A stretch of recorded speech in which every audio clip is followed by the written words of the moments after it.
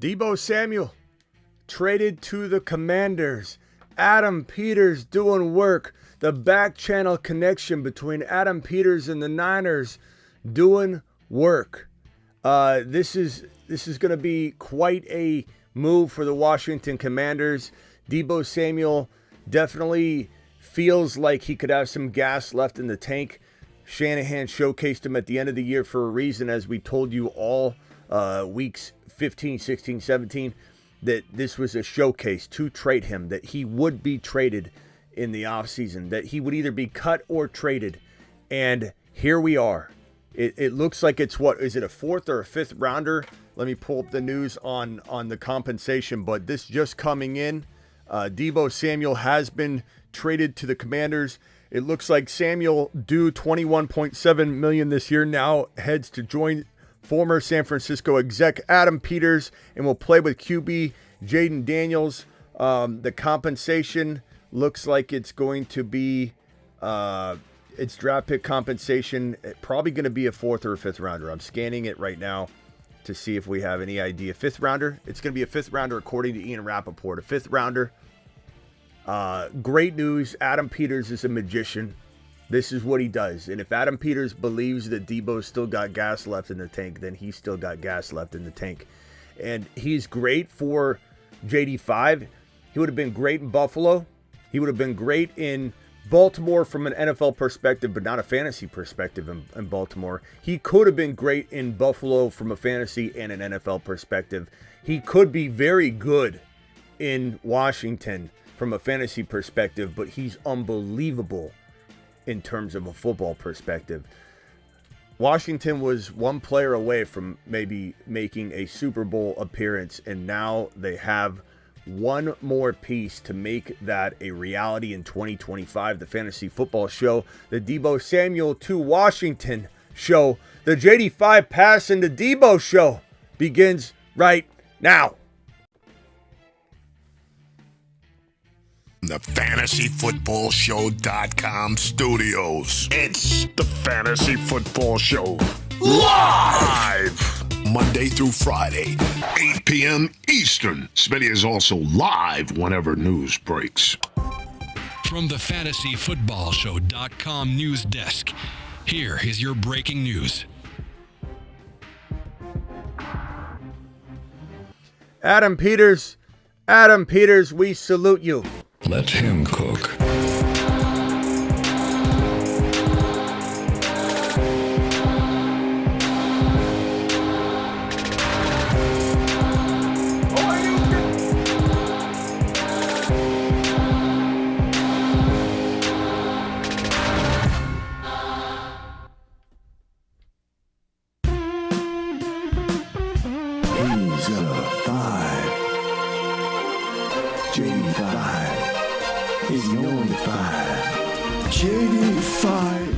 Does anybody even know where JD5 graduated from college? I don't think any of you even know what school he went to. And Deebo Samuel gets to go play with this monster. And what's so amazing about this match made in heaven, really is that this is a running back, essentially. This is a short passing game, which is so hard to defend with a mobile quarterback. The yak yardage leader in the league. This is the yak yardage monster in the league. Now, is there a little bit of potential? LSU, you're wrong. You're wrong, boss. That's not where JD5 went to school. You don't even know where he went to school, bro. You don't even know where he went to school. This is a match made in heaven. Deebo Samuel may have a little less gas in the tank. No doubt about it. May. But he still has enough. Maybe while he's healthy, he plays well. Maybe he gets banged up here or there. But this is a running back. This is a wide back. Adam Peters comes from San Francisco. And ASU, wrong. He didn't go to ASU. He didn't go to ASU. He didn't go to LSU. What are you guys talking about? What are you guys talking about? He went to one school and one school alone.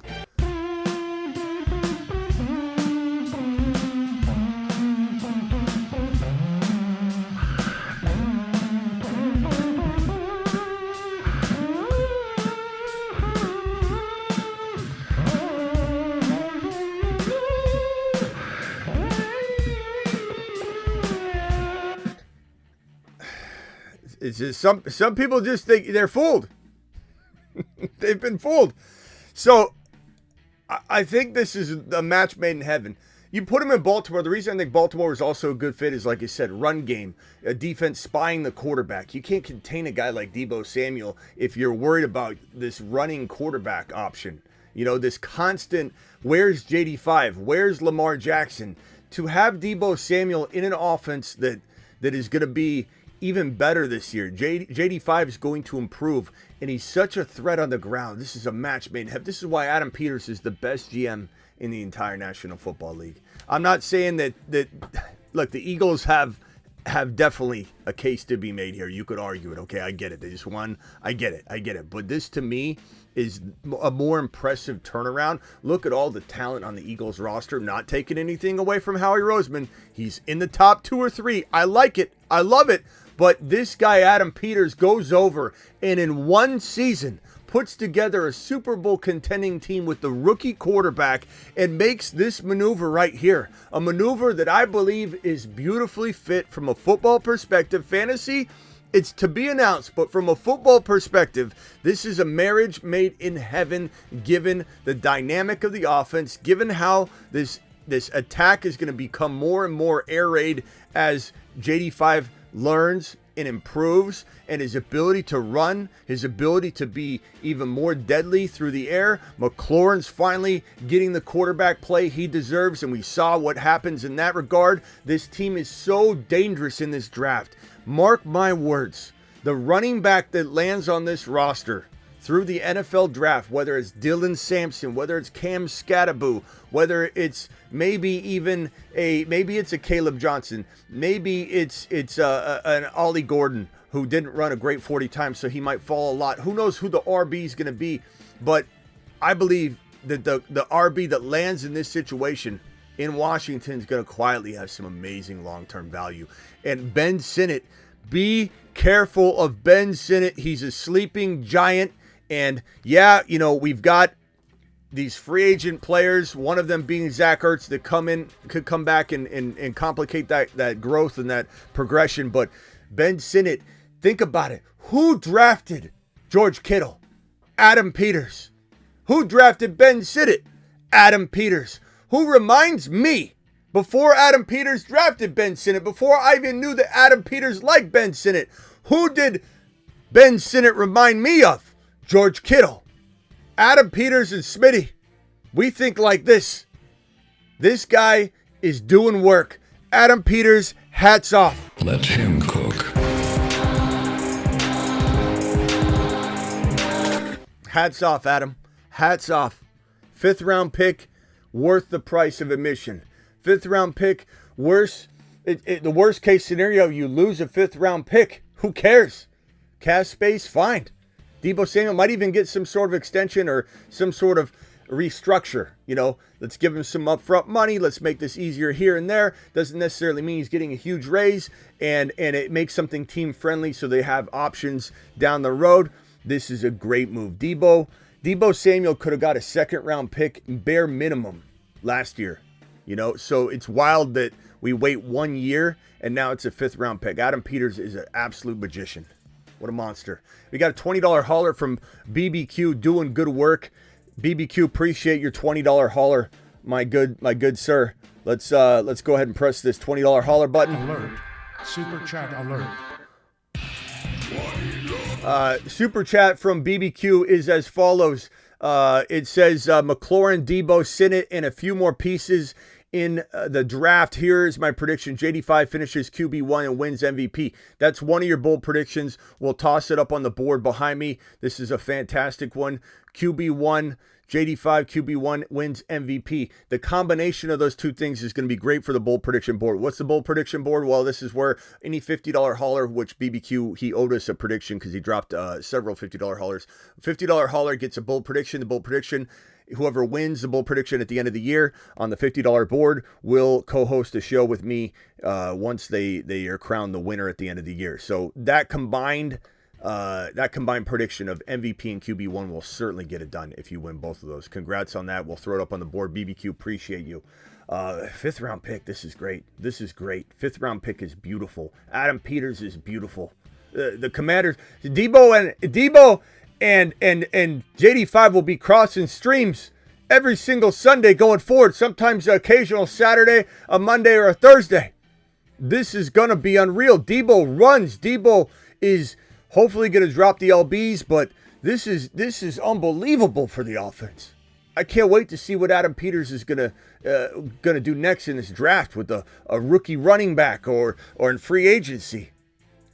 Can you imagine? Oh man, this is great. And as for fantasy, like I said, are there better locations? Not really. This is a location that we wanted for DK. We wanted for DK. Like if I'm being truly honest, I'd rather have DK here than Deebo, but I can't complain. You can't get what you want. Just because you want DK doesn't mean he's available. Clearly, he's not available. Clearly, if Adam Peters liked DK too and he knocked on the door and they didn't answer, you got to move on, before somebody else grabs Deebo.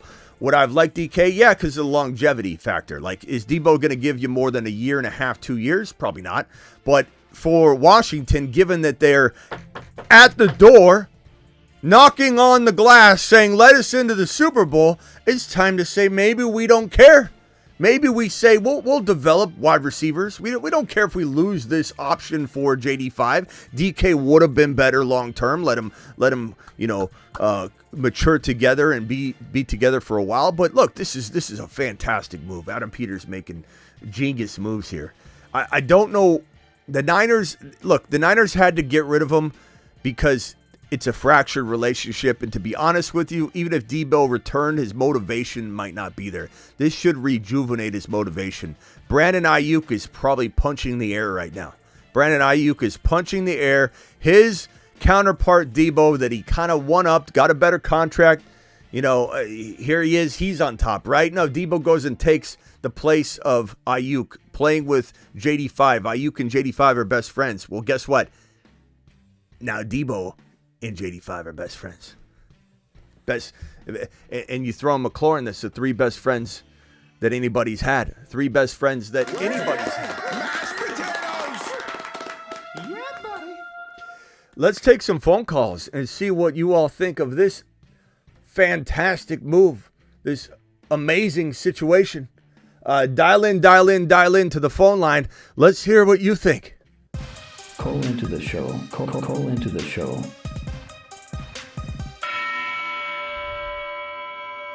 I know a lot of you are going to think for dropping the last one. I fixed the alerts there. They should be popping up.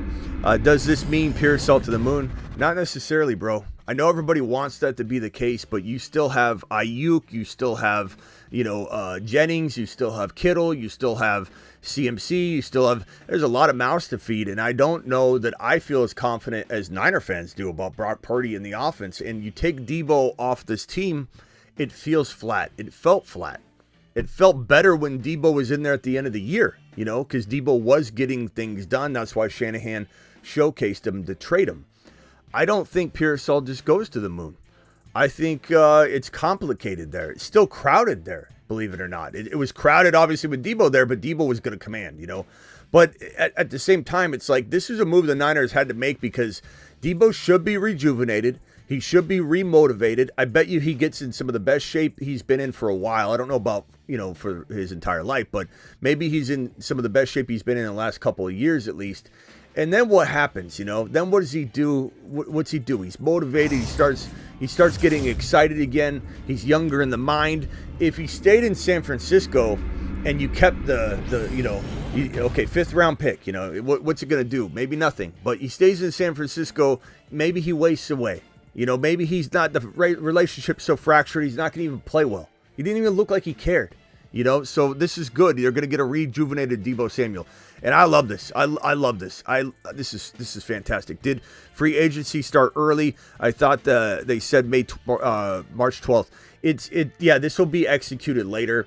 There's certain situations, especially like in Aaron Rodgers' case, where he's a vested veteran, where if he's granted permission, Deebo was also granted permission to talk to teams.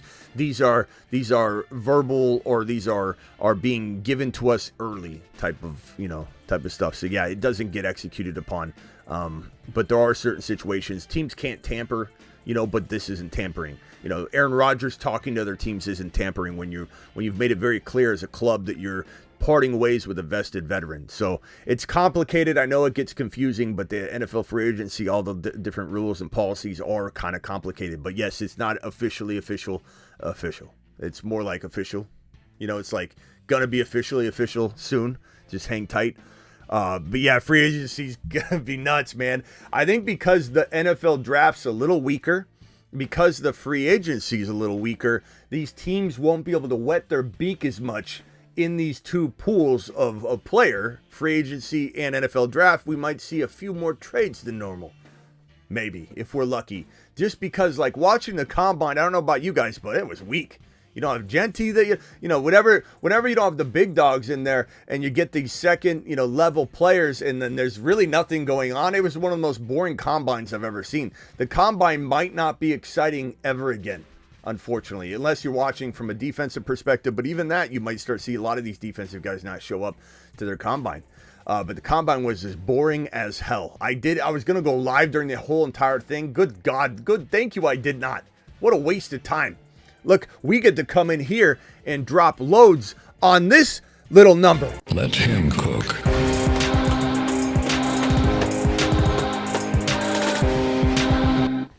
I mean, what a piece of news. Phone line's open. Call into the show. Call into the show. I mean, is JD5 not QB1? If you're drafting right now, what's this do to JD5's ADP? His ADP's around 3.5-ish right now.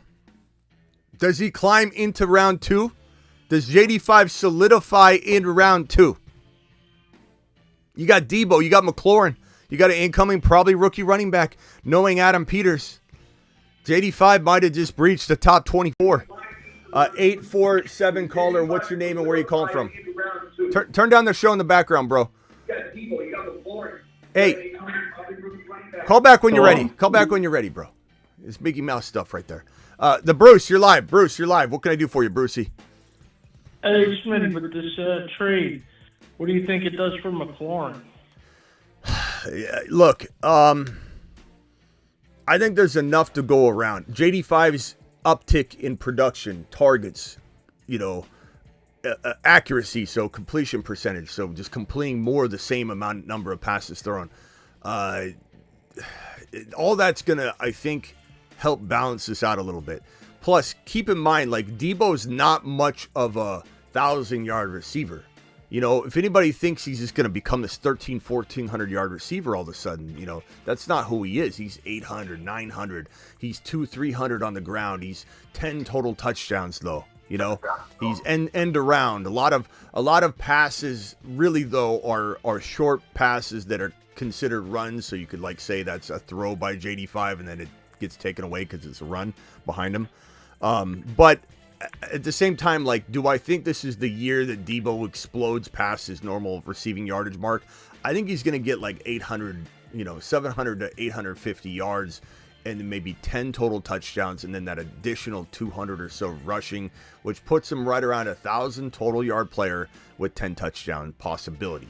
That's huge. And I don't know, think about it. If you take that away from Brown, you take that away from these other wide receivers, does it really eat into McLaurin? Probably not. You throw a 1,400 yard, 12 touchdown wide receiver that's getting 12 receiving touchdowns. That's a big difference maker. But Deebo might get 4 to 5 receiving touchdowns and 2 to 4 rushing or something like that. So I don't think it's going to hurt McLaurin too much. It could even help the efficiency of both of them, just to have McLaurin there and have a mobile JD5. Deebo Samuel's been playing with the non-mobile. I mean, Brock Purdy's pretty mobile, but Deebo's been playing with Jimmy G. So his whole entire career and tenure in San Francisco, especially his 2021 season when it wasn't with Brock Purdy, this happened without a mobile quarterback. It wasn't until recently when things started kind of falling apart anyway, that Andy's sharing with McCaffrey, sharing with Kittle.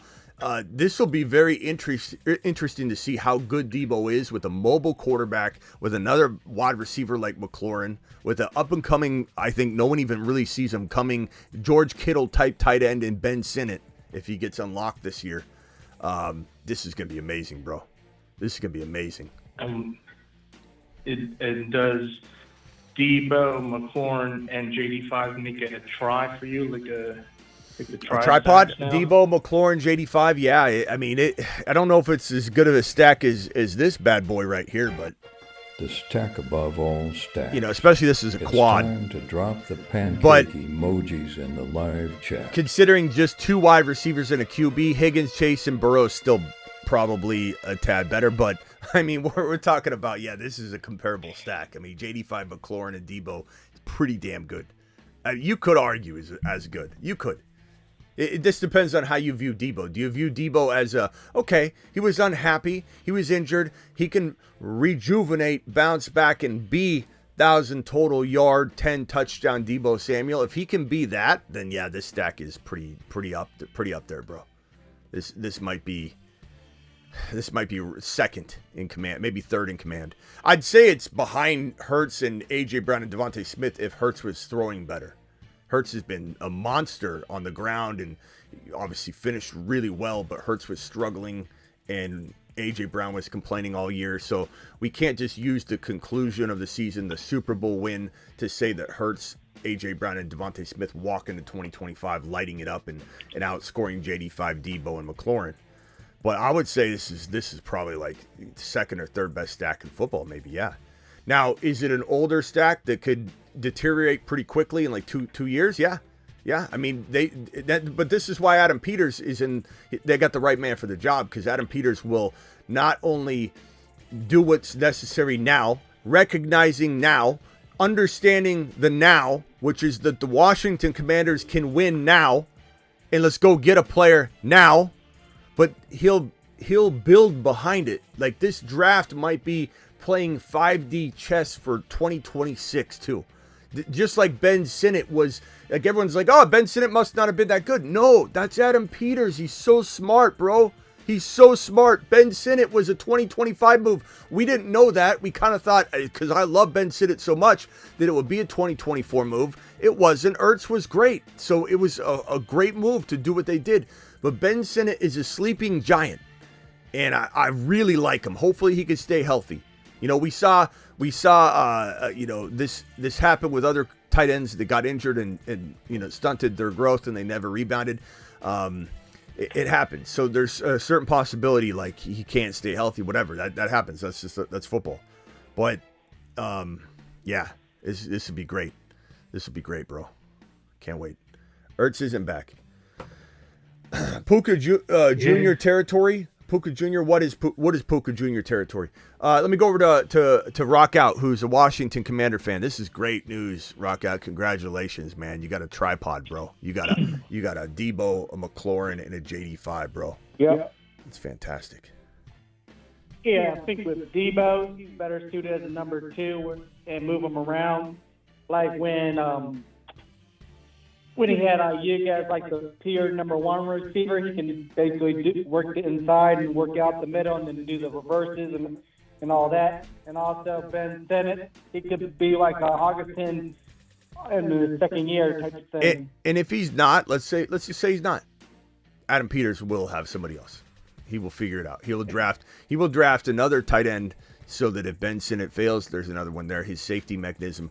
I really believe that the future running back star on this roster is not on the roster. I don't think it's, I do think it's going to be a rookie. And I'm not saying that rookie pops off right away. I don't know. I don't know how that's going to operate. And not all those decisions are up to Adam Peters. Adam Peters is the talent acquisition artist. And it's going to come down to the coaching staff, whether they decide to start, Ben Sinnott, when they decide to start Ben Sinnott. This Adam Peters doesn't walk onto the field and go get Ben Sinnott in the lineup. I wish he did, but he basically said, you want an amazing tight end prospect that's going to pop on the field and you're going to know when to start him, coaches. It's Ben Sinnott. Here you go. And then it's kind of up to the coaching staff. So, he can't control all of that. You could almost say like maybe some players are going to get lost in the shuffle because Adam Peters saw they're talented. McCaffrey could have been way more talented than we gave Luke McCaffrey even credit. And it's on the coaching staff that didn't use him or cultivate him. So I wouldn't even say McCaffrey failed. He's a very talented kid. He's still got a bright future. potentially with this team, but he takes kind of a step back now, or at least he goes into maybe a 3rd/4th wide receiver, role. But man, you put any one of these RBs like Dylan Sampson, Hampton, if they're ballsy enough to take him early enough and he falls. Caleb Johnson. This is a good running back crew. This is a really good running back crew. Scatterboo would be my favorite. you put JD5 with another ASU alum. It's fitting. It makes sense. Scatterboo would be an angry runner in that Washington Commander system. And just the fact, like I said, that Deebo Samuel is so dangerous in the yak yardage department, being placed in an offense where you can't just worry about Deebo, you can't contain Deebo, you can't double team Deebo. So Deebo, even though he's older, I get it, but even though he's older, some of the deficiencies he might bring to the table might be eliminated by the fact that he's going to see even lesser defensive attention than he ever has before, because you have a defense saying, we've got to prioritize. It's JD5. Where is he at on the field? Is he going to run? Is he going to pass on the run? And McLaurin's knifing and stretching, and if they get Ben Sinnott, or let's say they bring back Zach Ertz, and Zach Ertz is really good again for another year, then all of a sudden it's like, how are you going to contain Deebo? You're going to have to say, beat us with Deebo Samuel. And they're going to have to accept that. And Deebo may not have, like I said, every single bit of talent he had 2 years ago, but he might. I don't think it's fair to say that in a rejuvenated mindset, and if he gets in an incredible shape, which he's not yet, I don't care what anybody says. He said he's in good shape. Yeah. He's not. We saw him at the Super Bowl. He looked about 20. He looked about 20. But look, I mean, they can drop weight quick. It's not healthy to drop weight quick. Travis called back. I don't know what happened on the phone line there. You dropped off. Look, this is great. And even if it doesn't work, even if this is a 0, even if this makes no sense later, and we're like, God, he sucked. It's like Amari Cooper didn't even do anything when he got over onto this roster. It's a 5th-round pick. Who gives a crap? It's worth the gamble. Yeah. This is like saying, hey, do you wanna roll this die for for $100, and all it costs you is $1 to roll it. Sure, why not? It's $1. I don't care. What I could get could win the league. What I could get could bring us to a Super Bowl appearance. So this is amazing move. 5D chess. And part 5D chess. First round, they can pick an O lineman or D lineman in the first round, not fourth position.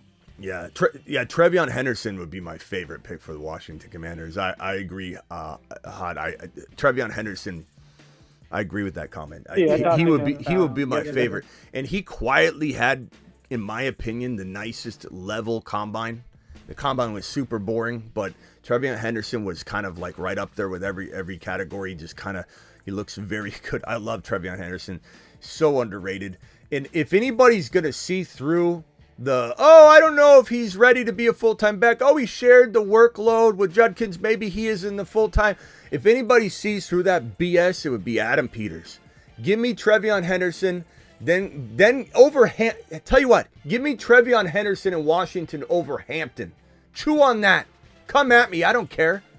And then Hampton, and then Caleb Johnson. No, hold on. Trevion Henderson, Scatterboo, then Hampton, then Caleb Johnson. That's not to say Hampton won't go on to be an amazing player in the NFL. I'm just saying I love the fit. Give me Henderson. Henderson's a explosive playmaker and could arguably be one of the best receiving backs in the National Football League. And that's what I want for JD5. So it doesn't mean that Hampton isn't great. I like Hampton. Hampton could be the number 2, number 3 running back in this class in the right spot.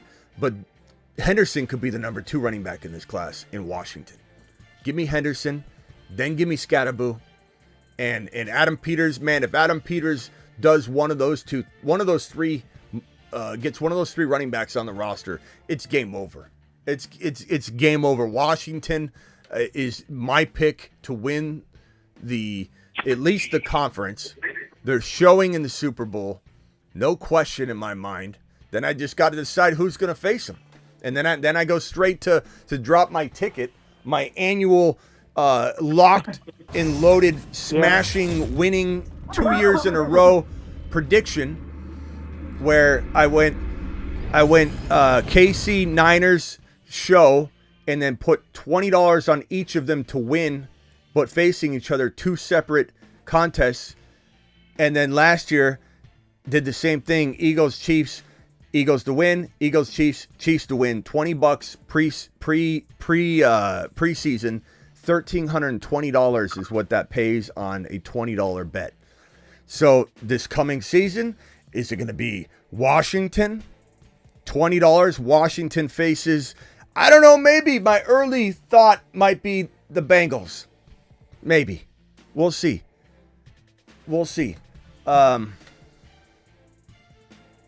Let's go over to, Travis, are you, I don't know if you call back in if you want to get on the phone line. Phone lines are open, guys. Here's the phone line. Call into the show. Call into the show.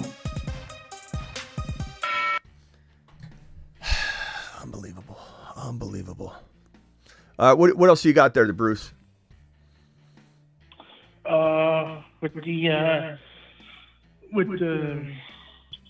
With the Commanders, what do you think now they're going to try to put Jonathan Allen for? Because he said he wants out. I'm sorry, for who? The Commanders. No, who The defensive tackles. No, who'd you say? I didn't hear what you said. Oh, Jonathan Allen. Oh, I don't know. I don't know what's going to happen there. I think a lot of players are unhappy right now, and I don't know that it's going to amount. Just because, like, even in the case of Myles Garrett, like, he wants out. He's saying he won't. He's slamming the door shut on a negotiation. That can change. I'm not saying he won't get traded, but that could change. I don't know that the Browns are interested in trading him. So if he makes it so complicated, it's possible that they end up saying, fine, we'll cut the cord. But, man, this team just got a lot better today. And any commander that's kind of upset and wants to potentially go play elsewhere for money might take a second look at this and go, you know what, we're doing something special here. And I am posturing. I am trying to get more money. But at the end of the day, do I want to go anywhere? This is great, man. This is great. Adam Peters chose the right guy. Because Ayuk, look what happened to Ayuk last year. Ayuk would have went to Washington. It would have been a waste of a situation. At least this one's low commitment.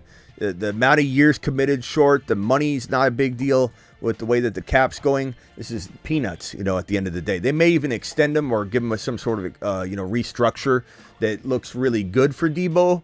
And it would be good for Deebo. I'm not saying it wouldn't be, but it just, you can make things look real good and make it easier on the team, in the coming year. And just give him a whole bunch of upfront money and figure it out that way. So Deebo Samuel is playing 5D chess. All right, Balake from Florida. Oh, he just hung up. Balake, you just lost your chance to shine, bro. Travis, you're live. Hey, so like you mentioned, the fact that Adam Peters has faith and believes that he'll be able to, contribute in a decent way, because still making $20 million, and like you said, they'll probably extend him a little or move the money. But the fact that Adam Peters has faith behind him is what puts more faith behind him for me. Like, I thought he might have a little left in the tank, but I think he can play a real legitimate role with the team and do good things because of Adam Peters. And just like you were talking about with IU, I have less faith in him because doesn't like him, and Adam Peters has earned that right, in my opinion, at this point. Yeah. We got Perry says, Smitty, you're way too high and scared of him. He's not testing or doing anything. He did the broad jump, which was good, but not the 40. Kind of weird. Perry, I know you're new to this, but a lot of the top prospects, they don't want to do anything at the combine, bro. Do you think that this is where it ends for him? Do you think that Scadaboo's not going to have a day in court? You think he's not going to show up to his own special day and present before the NFL draft? I mean, I don't know. And also, he put everything he needs to put on film, even if, let's say, he gets hurt or something, and he can't even have a pro day or do anything special for everybody else. He's already put everything he needs to on film. I've been doing this since you were in diapers, Perry, and I appreciate your concern, but I'm going to say take a lap. Take a big lap. Okay. Go ahead, Travis. I didn't mean to cut you off. No, it's good. The other thing is, I don't think this stops the Commanders from, bringing in another, like just to pick a random player that might be available, like a DK Metcalf. If they really liked him and if he became available, I don't think it would stop them from going and getting a guy like that either. I think it's more likely they'll draft someone that they like, but bringing Deebo in doesn't, stop them from continuing to build the wide receiver either. Yeah. So keep, good flexibility. I think, yeah, and I think once they draft, that running back prospect, and I think they will, because Adam Peters is such a good finder of that talent, and it's possible that they go to the free agent market as well. There's some players there. I mean, I don't know. Dowdle's okay. Yeah, Dobbins is interesting. Jones will probably be retained. I mean, they have Brian Robinson. Yeah, Najee would be interesting, but at the end of the day, man, it's Scatterboo, baby. It's Scatterboo. It's more than Scatterboo, though. It really is Henderson. Henderson, then Scatterboo and Hampton. And I don't care which one. I mean, Hampton would be amazing in Washington, but Scatterboo, Hampton, but first and foremost, Henderson. Henderson is so underrated. He reminds me a lot of Jahmyr Gibbs. There were so many Jahmyr Gibbs doubters. Not on this channel. Not in this channel. While people like Perry were doubting Jahmyr Gibbs, and he's going to say, I love Jahmyr Gibbs. Doubting Jahmyr Gibbs, while people were doubting JD5, he's going to say, I love JD5. We're out here pounding the table for the monsters on the rise, and you put Henderson in this offense, you put Scatterboo in this offense is just leveled up even more. Let him cook.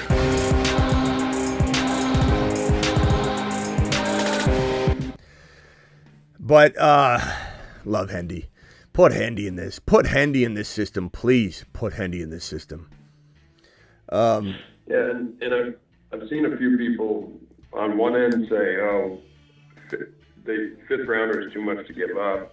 Shouldn't have given up that much, which, I mean, fifth rounders, I mean, you can get good players, but what's a hit rate on a fifth rounder? And then other people saying, like someone just said, the Niners know something if they're willing to take a fifth for him. And it's like, well, yeah, the same team that he's moving on. He wanted to go. The Niners want to move on. Like, yeah, it was just fractured. So. It was fractured. And yeah, they really know something when they took Ricky Pearsall in the first round instead of Cooper DeJean. Cooper DeJean was the pick. Cooper DeJean. I don't want to hear anybody argue. The whole world was screaming Cooper DeJean. Oh my God, the Niners are getting Cooper DeJean, and they even announced it prematurely. The Niners select Cooper DeJean. Yeah. Boom. Every Niner page everywhere. Cooper DeJean just got selected by the Niners. And then it got dialed back. It's like, wait a minute. They didn't. They switched it. Yeah, last second, they went Ricky Pearsall, second round wide receiver, instead of Ladd McConkey. And now here come a couple of the keyboard warriors. They're going to say, Ricky Pearsall's going to be a pretty good pick. Ricky Pearsall might be pretty good, Smitty. I don't know. I don't understand why. What's wrong with Ricky? What's wrong? Why is Ricky not a good pick? By the way, I was gonna buy a new megaphone last night, and I'm like, it still works. I'll just tape it up, make it special. It's an injured, been rehabbed microphone, and I don't know. I think it looks fine. Looks better than ever. I just don't understand about Ricky. What's wrong with Ricky Pearsall? A whole round early. Man, all right, dial in. Call into the show. Call into the show. What a day. What a day. What a day. This is great. This is like this is what this channel is going to be doing. We have 200 to 350 YouTubers in the live stream at any one moment. We got about 450 total people in the building right now. We got people on X, we got people on YouTube, and come into the YouTube stream. If you're on X, though, it's a much better experience. Hit that like button on the way in the door. Subscribe. We'll be going live anytime news breaks.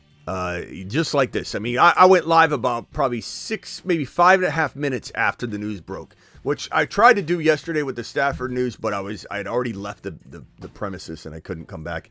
But this is what we live for. I try my best to hop right on. When news breaks, you come find this channel. Not to break it, to break it down. I have zero interest in trying to be the actual, ground zero news breaker. No one cares about, I did it first. Not to mention, I don't have those connections, nor do any of these Mickey Mouse creators that pretend they've got a trust me bro source. No one's telling them nothing. Okay, but what we do have is a particular set of skills we've acquired over a long career, skills that make us a nightmare for your league mates. And that skill is to break this down immediately and live on this channel. So when news breaks, you come find me. When news breaks, you come find this channel.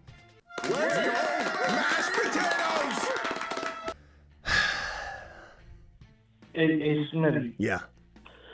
I got a question. I missed the Stafford one, but do you think he could have put in, like, he did this, but hey, take care of my boy Cooper Kupp, like, make sure he stays with me? That would be, we haven't really talked about that. I haven't really thought too much about that, to be honest, but that would be a pretty sweet move. Be like, hey, I'll come back, but Cooper ain't going nowhere. But the only thing that doesn't make sense when you say that and you get all hyped about that kind of like stance is like, well, why did he throw to him? why didn't he even throw the football to him? I don't know. Maybe it's not good if he stays. Maybe we need him to go somewhere. I think Stafford can only focus on one relationship at a time. He's already got his wife taking up so much of everything, every piece of his soul. He's only got just a sliver and laser focus. It's got to be one more person. The wife's got control of everything else. Got him by the balls during the game. So I don't know. I don't know the answer. It does feel a lot like it doesn't make sense, like Stafford's a good enough quarterback. He could laser lock on Puka and still feed Cooper Kupp. It was like and I don't think it was Kupp, just like I don't think Tyreek Hill is all done. I don't think Kupp is all done because I watched the footage over and over. I watched it all live throughout the year, but I went back and watched it. I don't see Cooper Kupp like not breaking routes and not creating separation. I see him a lot of the time turning. He's kind of open, or maybe he's contained more than normal, whatever, on some plays, but he cuts. A lot of plays he's running literally downfield with no one near him, and Stafford doesn't even look in his direction. He was like 30 yards wide open for a 60+ yard touchdown, waving. There's nobody near him, and Stafford just look in the other direction. I don't know. I have no answers other than I would like to see Kupp go elsewhere to see what's what. And the same thing with Tyreek Hill, and I know he said he dialed back that he wants to be traded. That could be posturing just to get the market value back. Because when there's turmoil, look at Deebo. Deebo wants out. Okay, go get a trade. Go set it up. Deebo goes out, finds a trade partner, comes back. Now you get a 5th round in return. A 5th rounder. That's nothing. That's nothing. That's a banana. It's an apple. You just traded a piece of fruit, basically. Like, this is nothing. It's not even a ham sandwich. Not even a warm, toasty ham sandwich. This is Deebo Samuel practically for free. And you got to pay his contract, and that's some of what the Niners are probably going to say. Like, we would have got rid of him for free just to get rid of the money. How loyal are the Niner fans when they get rid of a player, man? They're as loyal as can be to their players when they're on the roster. But, man, everybody just flipped on this kid. Now Deebo's getting ripped apart. They want nothing to do with him. I don't know. It's wild. I don't think the Niners are going to have as good a season as people think. I think they're still a threat in obviously a threat to win the division because the West is very, very weak. My Cardinals are not a big threat yet. I'm hopeful that they can turn that around. I hope MHJ gets the football and they start throwing the damn ball to MHJ. This is on Kyler. This is on Gannon. This is on the play calling, everything in Arizona. Why MHJ wasn't given the ball? Not a clue. Not a clue. Seattle, Geno doesn't scare me. Who scares me though? JSN, whether it's Geno or not. The Rams are crafty. If I had to say, I'd probably say Stafford being back. Rams squeak out the division. The Niners are still dangerous. Probably grab a wild card spot, I imagine. But I don't think the Niners are going to be any sort of front runner in the NFC this year. You've got Christian McCaffrey, just too many miles. I don't think, unless he went overseas and found the fountain of youth, and we all start talking about that later, like what did he find over there? He has chronic bilateral Achilles tendonitis. Brock Purdy's about to get $60 million a year put on his shoulders. That's a heavy weight. Heavy is the head that wears the crown.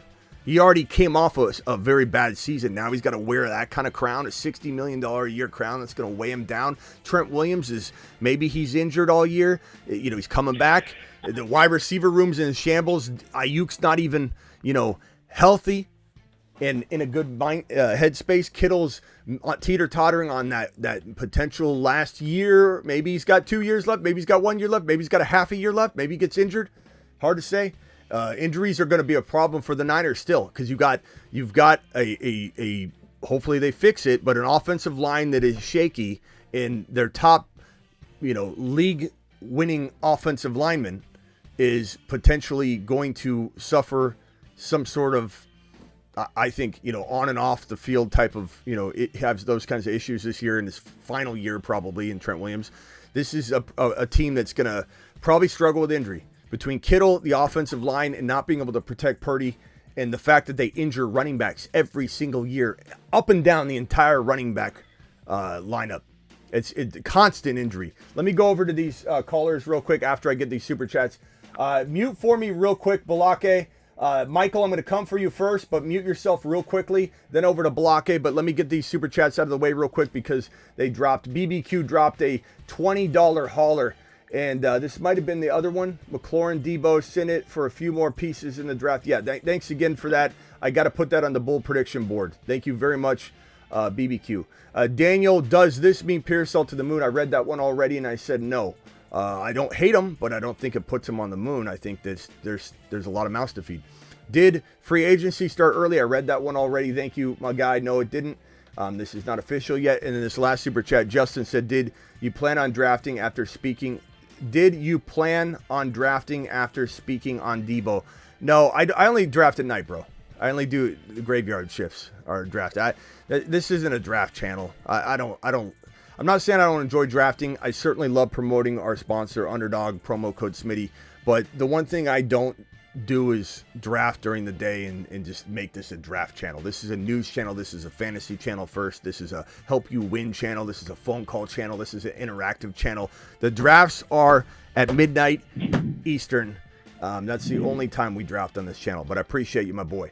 Okay, let me go over to Michael from San Diego, then over to Block. Michael, you're live. Hey, how you doing, man? So I think the trade was solid, low risk, high reward for them, but I was curious as to why they wouldn't go after a much younger wide receiver to develop chemistry with Jaden Daniels. I was thinking George Pickens, who, you hear some reports out of Pittsburgh that they're interested in trading him. I don't know why they wouldn't go for a younger guy. I'll tell you why. I'll tell you why. I think that you have a decision to make. You have a hot potato right now in Deebo Samuel that you've got to decide now, because he's allowed to discuss with teams right now what to do. If you were to try and wait and see if T. Higgins is going to be available, which he's currently not, you'd have to wait for a falling out that goes beyond what it is right now. So T. Higgins is not just some available player, bro. No one's available right now. You play the waiting game, you might miss your chance on Deebo Samuel. And Deebo doesn't cost you all that much. You could still play this game. Who's to say if, let's say, Higgins did become available, they didn't say, screw it, we're going to go after Higgins too. What is there a cap just because Deebo cost you a 5th round pick? Who cares? So it's a matter of the same reason why you go after Aaron Rodgers right now, when maybe you kind of wish you could have, let's say, Justin Fields, or you want one of those rookie quarterbacks. It's kind of the same reason the Atlanta Falcons went after Kirk Cousins, because they weren't sure that they would get Michael Penix Jr. or that what they were going to do. You have to make some preemptive moves. Otherwise, you're looking for the right partner on the field in PE when you're a kid, and then you wait too long and you have no partner. Like sometimes you got to take what you can get, bro. And Deebo's a pretty damn good get. And I don't think it precludes you from going and getting another young wide receiver. Would they rather have had DK? Sure. But the Seahawks, according to some reports, are not interested in trading DK right now. So you just can't wait. You got to scoop it up when it's there, bro. Otherwise, what do you do if Deebo gets taken and then no wide receivers are available? Then what? True. I still think he's risky, but you're absolutely right, man. I don't think it's a bad move. I was thinking more so long term for them to develop a guy with True. Dayton. And I mean, how long do you think this core lasts? Like 2 years max? Well, but again, you know, what's precluding them from doing that? What's holding them just because they got Deebo? But you said it's still he's still risky. I don't think he's risky at all. I think the risk is baked in. Like, he's a 5th round pick, bro. You could punt a 5th round pick into the bleachers, bro. It doesn't matter. And is there money involved? Sure, but it's, you know, the cap just went up, you know, about a quarter of what they're paying them. So it's fine. They're fine on cap. They're fine in cap space.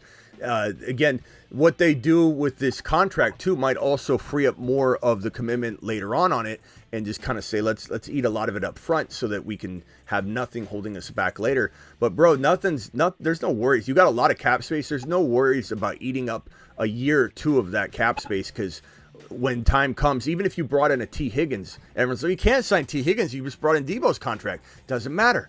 T. Higgins, you make that contract, you kick the can so far down the road that you could even renegotiate that later, but you're not paying T. Higgins that money in 2025. You're giving him some upfront money, but you're not paying him in terms of that cap being tied up.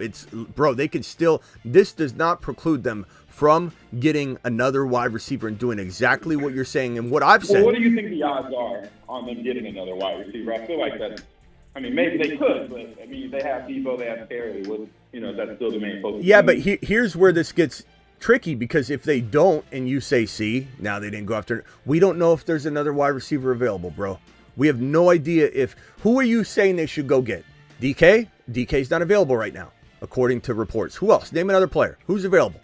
It's early. I didn't say Higgins earlier. I actually mentioned Pickens because there were reports that Pittsburgh was you rather have Pickens over Deep? I would not want Pickens.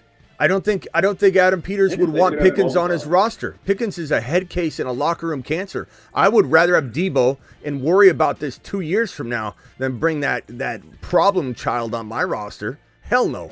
I think he's a lot better with a better QB and a different locker. Well, that's it's an opinion. But but hold on, who else are you going to get? You say you'd rather have a younger wide receiver.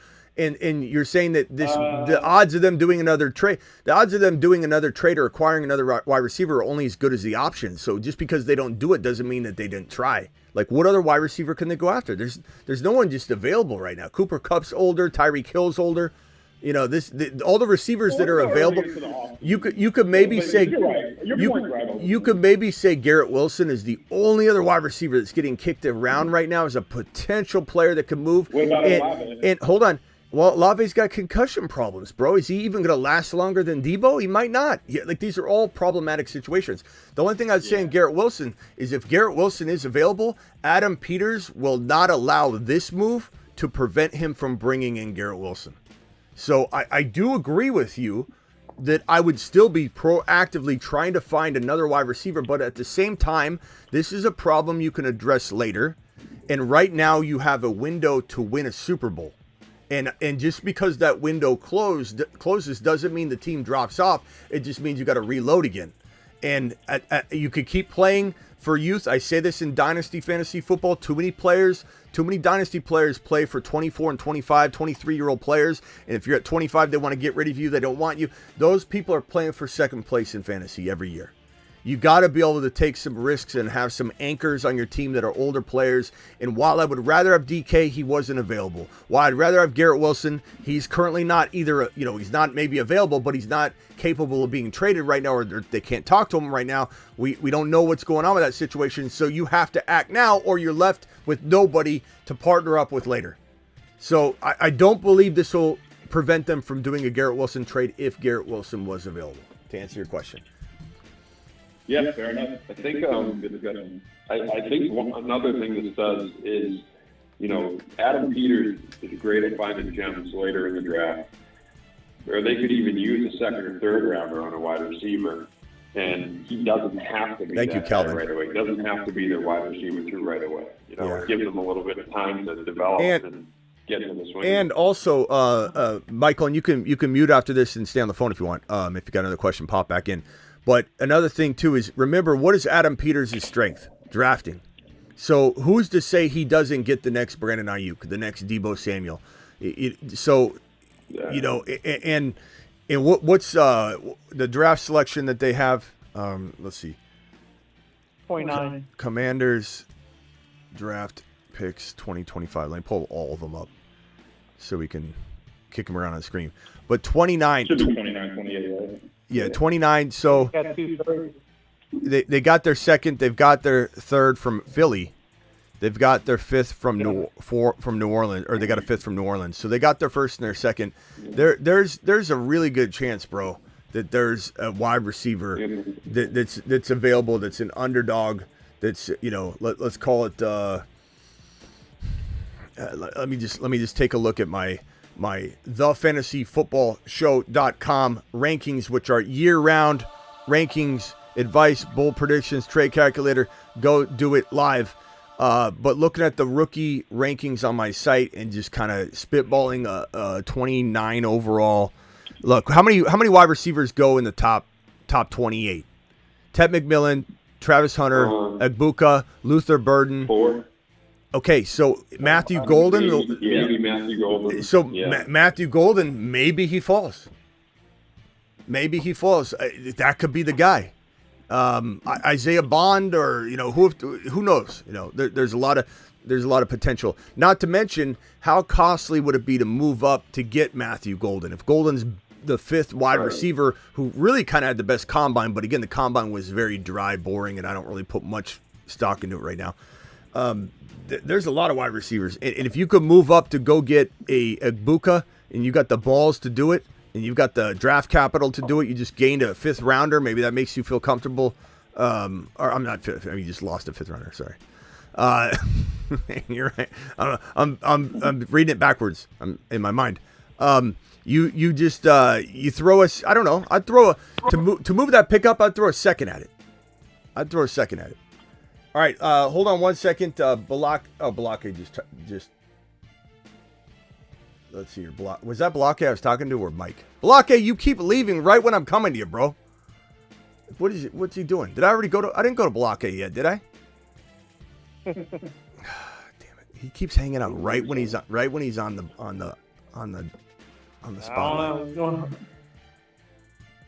Yeah, Bond. I like Matthew Golden. That would be good. He leaves right when I'm going to him. Dinner with my wife, 3-year anniversary. Congrats on that. Great news. Go Commanders. Thank you, Calvin. Appreciate you. Trey Harris. I think I'd rather go up and get Matthew Golden or Egbuka. Like that. That would be the cutoff for me. But hey, man, I mean, Adam Peters knows his shit, man. He knows his shit good. So he's the guy that helped find Brock Purdy. He's the guy that identified George Kittle. He identified and helped draft Brandon Ayuk. And Brandon Ayuk was good at one point. Yeah, Higgins is good too. Higgins would be a good potential pick. What I'm more excited about is, like, what running back can you take at 29 and just say, screw all of you? I'm doing it now. You don't think I'll take Henderson here or Hampton? Watch me. Watch me get a quad pod up in this mug. Deebo, McLaurin, JD5, Hampton. Deebo, McLaurin, JD5, Scattaboo. Deebo, McLaurin, JD5, Henderson. Hendy. Do it live. But this move gives them a lot of flexibility, so they can do like any move they want. Thank you, Calvin. Appreciate you. Yeah, I think you've said this before, and I've already shot it down, Rock. Or someone else with a very similar name said this before. Look, Trey Lance, a lot of the moves at the very, very top, so like a top 3, he had some say. They probably went to him, and he probably gave him his assessment. But this was on Kyle Shanahan, this pick. This pick was on Shanahan and Lynch, Trey Lance. I'm not saying he didn't have a say in it. Like, he could have probably tried to talk him out of it, and he didn't. He's even commented saying he learned a lot from the Trey Lance situation. And you're not going to always smash everything, bro. But the other thing, too, is Trey Lance didn't fail. Shanahan failed Trey Lance. So anybody that says this, it makes me chuckle a little bit, because I don't think you watched it all play out. I don't think you watched that Trey Lance actually, as a rookie, came in to start, won a game that sent the Niners into the playoffs, and then he was benched and taken back out of the lineup. Jimmy was put in, they lost, and then the next year, his confidence was already shot. You don't put a player in. Even Raj and all the Quad Box guys that I do the Niners shows on Instagram, when we do that, we always said over and over, once you put him in, you cannot take him out. It's not what you do with the quarterback to develop him. And Trey looked good as a rookie. He didn't look good later. He looked good as a rookie. You can say what you want about him. Hindsight's 20/20. Everybody's a Monday morning quarterback. Trey looks awful. Yeah, you knew it, didn't you? Trey, we don't know what Trey would have been. That was on Shanahan. The guy Trey Lance hadn't played for a long time. And that you throw in the pandemic, and cobwebs had been just building up on him. You can't expect a player to come in and play football after he'd been sitting as long as Trey Lance had been sitting. It had been years. At the end of the day, it had been years since Trey Lance had played football, and you're going to blame him? It's not the reason Trey Lance failed. So you can try and blame Adam Peters on that too, but that's not Adam Peters anyway. You know, he definitely had a say, I'm sure. But that was a John Lynch and Shanahan pick. They were going back and forth. They weren't being handed a piece of paper that says, George Kittle's the pick here late in the draft, guys. I'm telling you, I scouted this kid. You like him? Okay. You know, we'll consider it for sure. John and Kyle still make the pick, but that's coming from Adam Peters. Hey, Brock Purdy's looking pretty good. He might be one of the better quarterbacks in this draft class. Why don't you draft him? Adam Peters did that. Is Blake calling back? I guess not. Blake, you missed your time to shine again. he comes in and out. Maybe we'll give him a chance. If he calls in, I'll let him cut in, because I don't know what he's doing. Maybe he's on the road. Maybe he's fixing Gump's tire. All right, let me go back over to Michael before I kick Michael off and everybody off the line. Michael, you got final thoughts, bro? Yeah, what do you think is the best value in terms of for this trade for Pearsall and I'm forgetting, blanking on the other receiver, number 15, Jennings? Yeah, who benefits? Jennings. I like Pearsall, but Jennings is the number one wide receiver on the San Francisco 49ers. Yeah.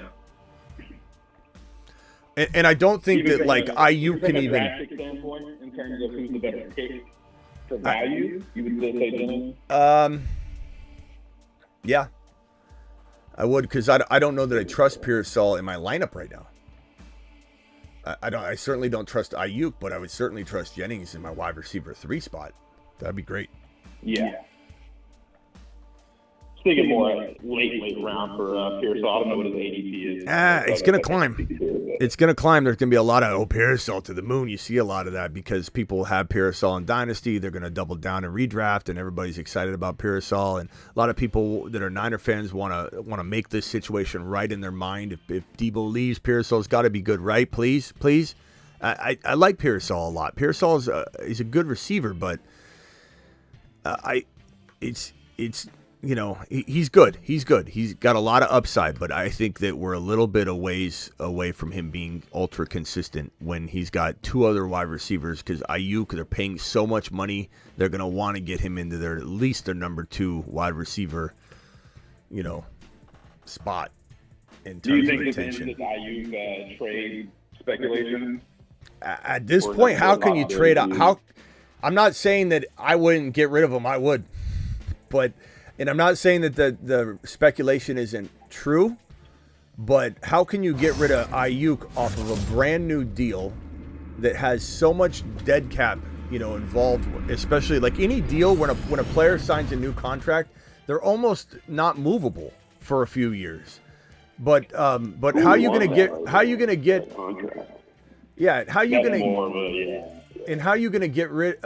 Ayuk when you just got rid of Deebo? And what are you going to have? Who are you going to have a wide receiver? You really going to throw Jennings and Pretty Ricky out there and feel like you have even remotely close to the same team? You don't. Well, I'm wondering if in the back of their head they're wondering how soon should we start this rebuild? Because we've all known for the past few years this is coming. I mean, this isn't a shock to anyone that it's starting to fall apart. I think if Shanahan were to unravel this, he would probably be fired.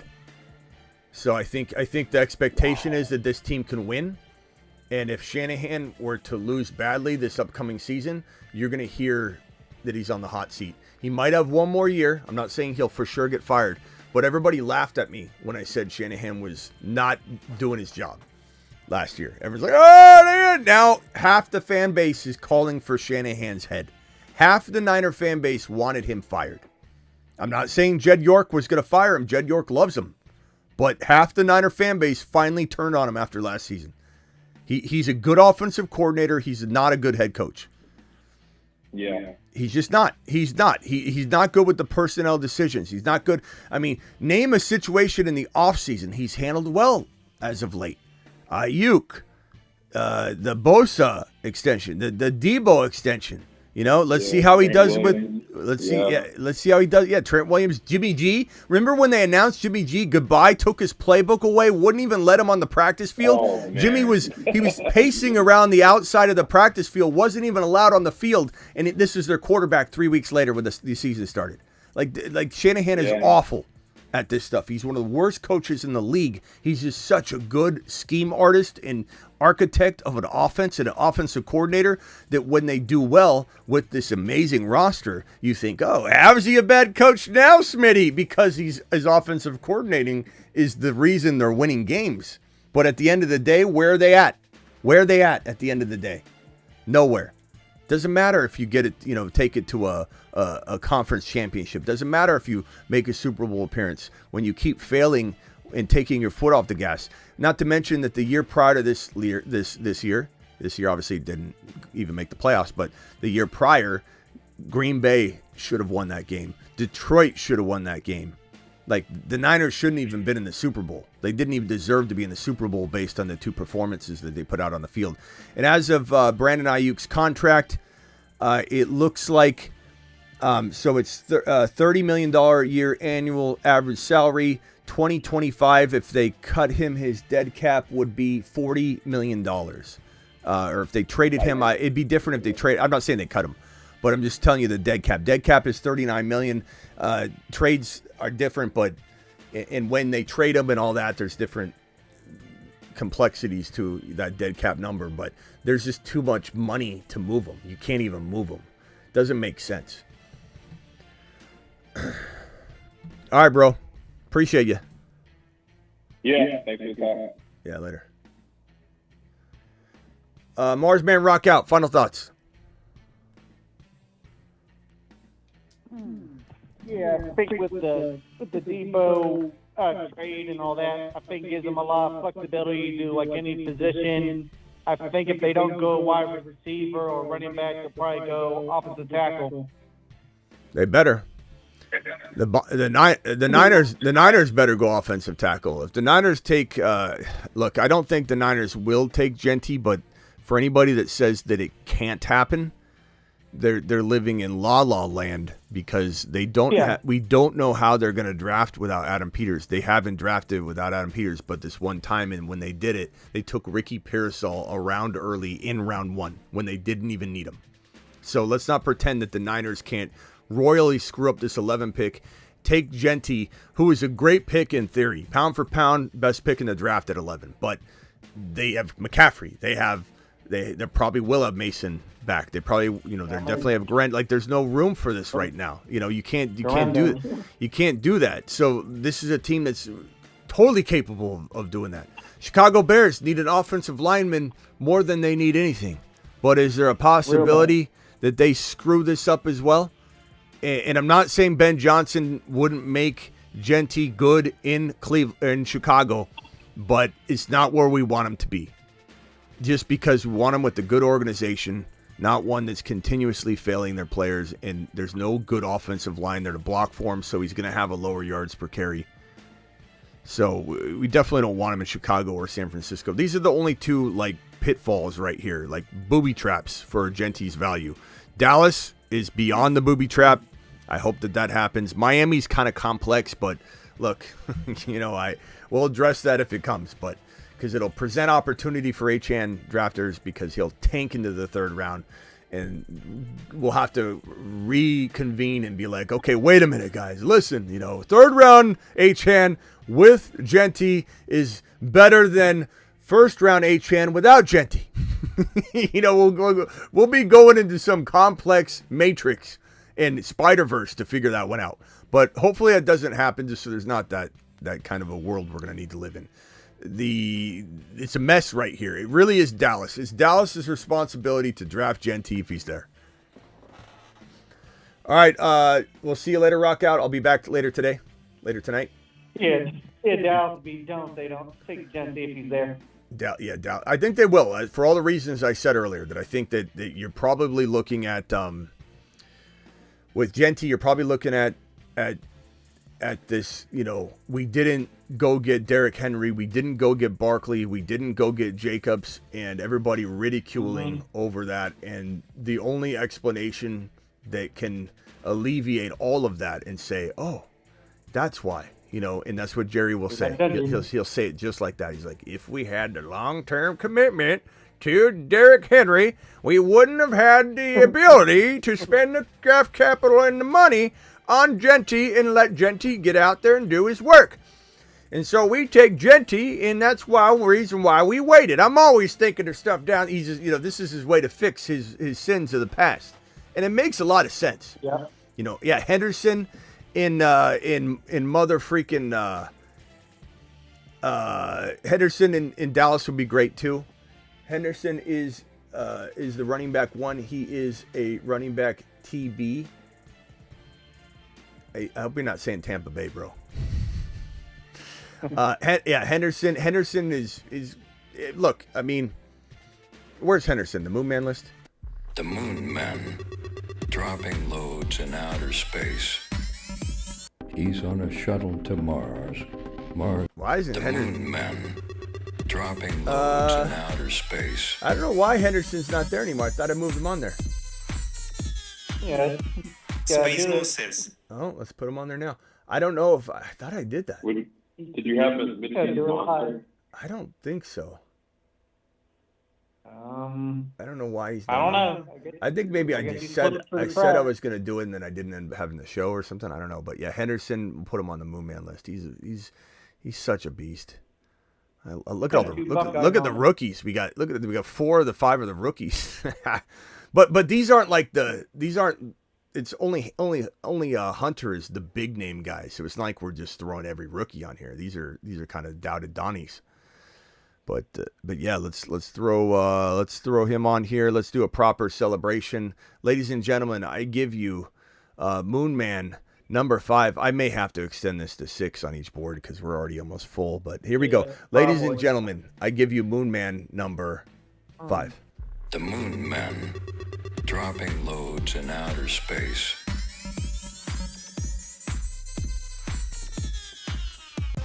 Call into the show. Call into the show. All right, one final round of phone calls, and then we're out of here. Some of you are asking for the phone number. Dial in. It's on the screen. You keep asking, Drew. It's right there. It's right there. Yeah, make a call. Hampton could make some noise. Yeah, I mean, of course. Hampton's probably the second-ranked rookie, but that's the thing is, like, people expect him to be huge. Henderson is kind of under the radar, bro. That's why he's on the Moon Man list. But I could easily put Hampton. Like, if Hampton goes somewhere amazing, he's going to drop on the Mars, man. Whatever. He'll be there. Judkins over Scattaboo. Not me. Not me. And everybody keeps asking, why did so-and-so run? Why didn't so-and-so run? Guys, the Combine's old news. No one cares about the Combine anymore, clearly. Everyone's saying, Scattaboo didn't participate at the Combine, so that's weird. The comment was, that's weird. Guess he's not going to get value. What do you mean he's not going to get value? You don't think these guys have pro days? What are you guys talking about?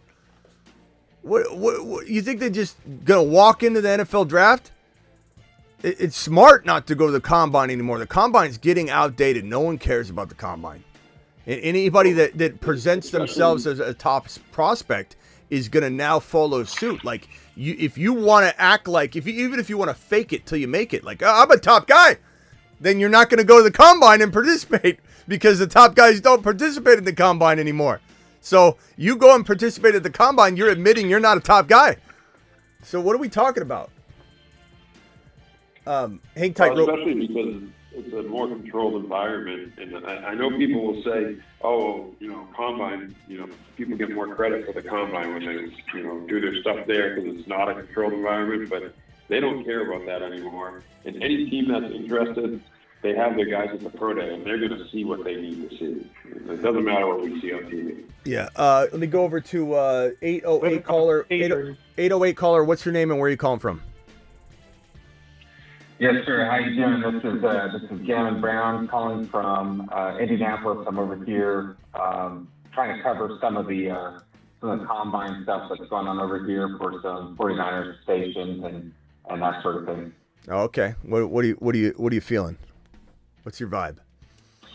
Well, I really like the pickups that you guys got, especially for a fifth-round pick. Really feels like the 49ers and the ex, vice GM for the 49ers, Adam Peters, kind of did each other a solid, just kind of a good faith handshake.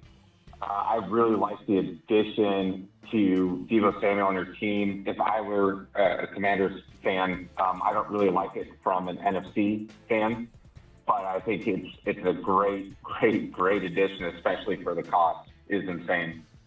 Yeah, the Niners definitely don't win this trade, in my opinion. I think that at the end of the day, keeping Deebo doesn't win either, though, because he's jaded in San Francisco and he might just wither away there mentally and everything. So, yeah, they had to get rid of him. It was kind of a lose-lose for the Niners. Adam Peters made a great move. The cost is like I said, you could just punt a fifth rounder into the stands. Who cares? I think Adam Peters is so good at the draft. He values picks higher than most people, so he probably looks at that different and says, fifth rounder, I can find a star there. And that's probably true, but it's an awesome move, and I'm excited to see Deebo and his ability to see probably different defensive coverage than he's normally used to seeing, because there's no way a defense can focus on him in this offense. It is all JD5. No. Where's JD5 at? Deebo's going to see different schemes than he's ever seen before. Granted, he's going to maybe need that because he's maybe lost a little bit of a step. Maybe not. We'll see. I think remotivating him is the best way to get him potentially back to full go. And this is the way to motivate him. I don't think he would have had a shot in hell to get to a point where we're like, he's back in San Francisco. He's too jaded there. The relationship's too fractured. So, yeah, it was a lose-lose for the Niners, but it wasn't the end of the world considering, he wasn't going to do anything in San Francisco, in my opinion, anyway. Yeah, I think the biggest issues with Deebo are his weight and conditioning. You can kind of say the same thing with Shaquille O'Neal with the Lakers before he's traded to the Heat. So I know, Shaquille O'Neal was obviously one of the greatest of all time. I don't think Deebo Samuel is anywhere sniffing kind of that same. Well, use Luka. Use Luka because Luka's the best, now example. If you're going to use an NBA example, Luka. This Dallas reportedly very, very down on Luka's weight, and Luka was, always had weight issues or whatever, according to Dallas, and he'd always come in and be an MVP, and you take him to as far as each year was a little different, but like Luka's the perfect example. Like, look, weight is definitely a concern. He looked like he's carrying about 20 lbs at the NFL Super Bowl festivities, but I mean, it's low risk, man. It's so low risk. It's gonna be good. I think he's honestly. I think the big difference between him and Luka is that he's kind of had these problems before, but when he gets motivated, when he gets ticked off, he is not afraid to get in there and cut calories, get in the gym, and that's kind of where I liken it. I think you're right. The Luka Doncic is a great comparison for right now. And I think what you saw from Shaquille O'Neal when he went to the Heat was he went from one great organization with the Lakers, then went to another great organization, and then won something with the Heat, having, some of those young players that were there. But he was much older, and we're talking about Deebo Samuel as if he's like 30, 33, 32, 34, right? But he's still in his 20s. I don't see him having a problem with getting back down into his fighting weight. The other thing, too, is he's with somebody like Terry McLaughlin out there, Scary Terry, when we didn't have Brandon Ayuk, just taking the top of the defense or making you having to, respect that vertical game. Defenses could really, and when we lost CMC for the season, defenses were really able to isolate on Deebo Samuel's game. But he's never played with such a dynamic quarterback. I mean, he is I don't know how much rain you guys get, but one of the things I really like about having Deebo Samuel is it doesn't rain in Southern California, but it does in Northern California, and then especially when we go up to Seattle. I think he thinks it's a Commander show. An absolute Keep saying you guys. In every sense of the word. He's too wide for you just to try and wrap up or one-arm wrap. Yeah, he's a big boy. And he's too powerful. He's a big boy. To where he stops churning those legs. And then also, too, and I don't know if you guys allow swearing, so I do apologize. For the regular season, he has up and down games. But in the playoffs, there's only one way to describe this, and I don't know if this terminology translates from California over to you guys in the D.C. Landscape, but he's fucking nice in the playoffs. And he seems to, in your guys' division, he always seems to have breakout games against the Eagles and the Cowboys. He's just such a strong dislike there. Okay. So I do got think you. that I got you. guys, mm-hmm. Yeah. All right, Gavin, anything else? Yes, absolute steal. Fifth round, you guys are still fully locked and loaded, and I love everything you said about Kyle Shanahan as far as I think he tried to put too much hands in the pocket as far as roster building.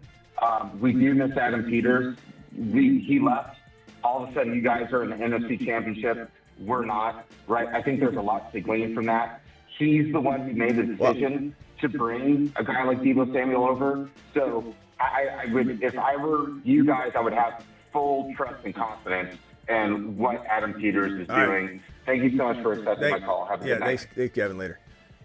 I think Gavin thought this was a Commander show. It's like you never talk about your guys in Washington. Well, anyway, agree with a lot of what he said. Long-winded, but I would say, again, bottom line here is that there's no better fit from an NFL perspective. Fantasy-wise, there could be, there might not be. I don't know, a better spot, but it's definitely a good fantasy spot. But we're talking about probably the best NFL fit, just because JD5, mobile, Deebo Samuel, Yak Yard monster, McLaurin, field stretcher, and then who knows what in the hell this guy, Adam Peters, does with the running back position in the draft. So, anything else, fellas? Tebow, you're live as short as you can, bro. No. I'm going to keep it nice, sweet, and short here, and maybe this is a great way to close out the show. But you mentioned, the combine being boring. How would you change it to make it relevant again? What being boring? The combine. Oh. I mean, if nobody's going to show up and play anymore, what's the sense in having it? So do something with it, right? What would you do? Honestly, it'd have to be some sort of mandatory thing or, whatever. Or you make it more about the interviews, which it kind of is, but you make it more about showcasing that or talking about it or having these players speak to the media as well. And you make it more about their personalities, but you have it about these drills and it's like watching JV football, versus the varsity football team on a Friday night in high school. It's like, never mind. I was gonna put my foot in my mouth. It's like watching the W. Oh wait, it's. I'm gonna say it. It's like watching the WNBA instead of the NBA. I'm just gonna say it. Oh. So. I'm just not, I'm not interested. That's just me. It's just my opinion. I will say the Caitlin Clark stuff got it interesting for a little while. I'll be that. But that's my point is how do you make it interesting? Your point, how do you make it interesting? But if you were going to make it interesting, it would be the combine. What are they still going for for the interview. So you'd have to make it about that. Make it about the trades. Make it about the teams talking. What's the buzz? Rather than showing these boring, you're watching all the B-level players run, and it sucks. It sucks. But it is what it is. I don't think you can fix it. I don't think there's a way to fix it. I think that the trend of I want to be in my controlled setting, especially as a quarterback, throwing with my wide receivers. I'm a running back. I want to be on my field running my 40, with this amount of time and that amount of, you get even more time to prepare. I want to, as a receiver, catch in my comfortable area with the quarterback I want throwing, not a rotation of quarterbacks. I don't want all the chaos around me. I want to know what I'm doing. I want to be able to decide what I'm doing. And so that's what I think is probably where it's going. It's going to go to the pro days. It is what it is. The combine, it was so boring. I didn't even go live for it. I was like, this would be the most boring live stream. I'm just going to wait, because if news breaks, then everybody will get their alerts. Because sometimes if you go live, all the alerts get sent out, and then you go live again, YouTube throttles back a lot of alerts that way. And it's like, thank God I waited, because this Deebo news broke, and this was the show to have, not the combine show. The combine was boring as hell. I haven't even gone over a single bit of it. Matthew Golden, that's the combine. Scattaboo, hi, good. That's it. Now you're informed. Combine over. Combine was boring as hell. Hey, somebody said Caitlin Clark is on line 3 for you. Hold on, let me. Hello, Caitlin? I heard you were talking bad about the WNBA. Well, I was just saying that it was like watching the NFL Combine. We all love the Combine, right, guys? All right, gotta go. Later, Tebow. Right on those. All right, rock out, Marsman, rock out. Travis, any final thoughts? Then I'm out of here. I'll be back tonight. I go live when news breaks, so if more news breaks, we'll go live again. I'll even check. No, I'll catch you later. Yeah, That's right. I was just going to say, for people really worried about 40 times, you use that stuff as a tool, but go back and look at all the running backs who have run disappointing 40s and still ended up really good players.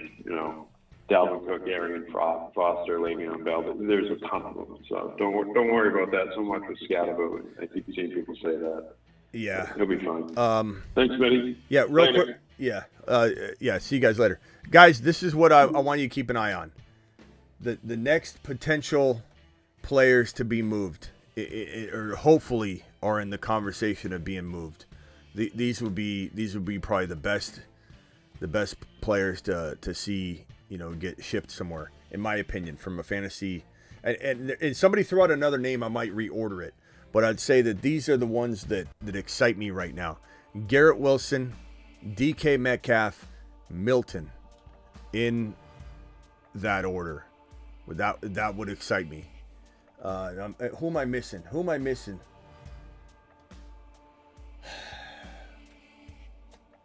Who else has a real strong possibility, at least, of being kicked around in a trade? Ayuk, I don't think can get traded, so that's not what I'm throwing out there. Nor do I care about Ayuk. This feels like the three that I would. Yeah, Cup would be another one. That's a good one. Cup, Milton, DK, Garrett Wilson, Jordan Mason. He can't get traded as much as somebody throws a tender or an offer on him. And the Niners don't match it. He's a restricted free agent, so he's not going to be traded most likely. He'd be most likely scooped up, and the Niners let him go. I think that those are the top four at least. Even if there is someone else, this is one, this is two.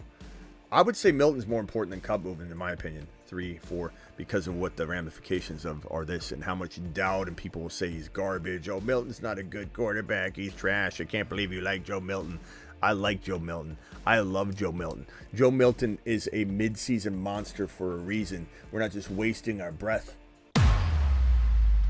Bigsby, Ray Davis, Joe Milton. Do it live. I'll be back. Appreciate you all. We're live whenever big news breaks, so know that if something else drops today, come here. This is where we'll be. We'll go live as soon as I can after the news breaks to break it down. Appreciate you all.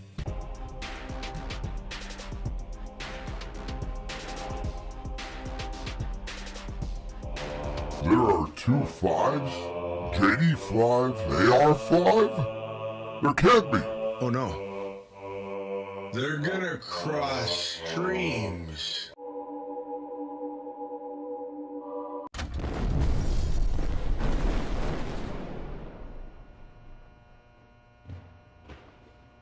Oops.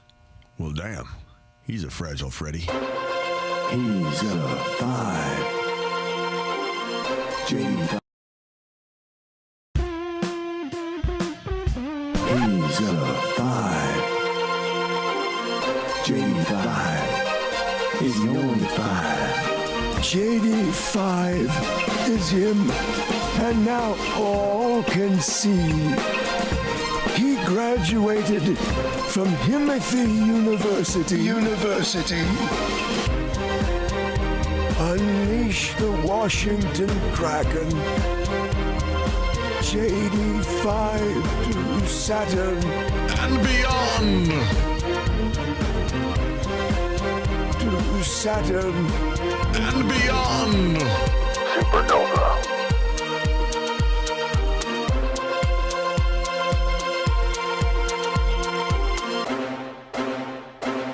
Got him. Be back in a little bit, I'm sure. See you all. Appreciate you. Thank you to my super chatters. Oh, Benji, you still here? Benji, good God. Benji, you still here? Benji said, how would you value Pearsall in Dynasty 1 QB 2.1? I think that's okay and appropriate-ish. I don't know that I would value him any higher than that, and I certainly don't know if I would value him right there personally, but I don't think that's a take-a-lap territory. So I could see most people putting him in that range. There's a lot of Pretty Ricky fans out there. So if it's me, I'm shopping him versus anything else, but he's got decent value. But Benji, you still here, pal? Benji to the moon. Benji, thank you, pal. Hopefully Benji's still here. Oh, Benji! Oh, Benji! And thank you to BBQ dropping his $20 hauler, but also his bold prediction is in here. JD5 will win MVP, and he will also finish his QB1 in 2025. That's going on the bold prediction board right this very second. AR5 is taking that leap next year, says Diamond Boy. I like it. Don't know that I fully buy into it yet. Got a lot of proving to do. Benji, you still there? Benji, where you at, Benji boy? All right, see you all later tonight. When news breaks, we go live. Remember to come back. Either way, we're live tonight.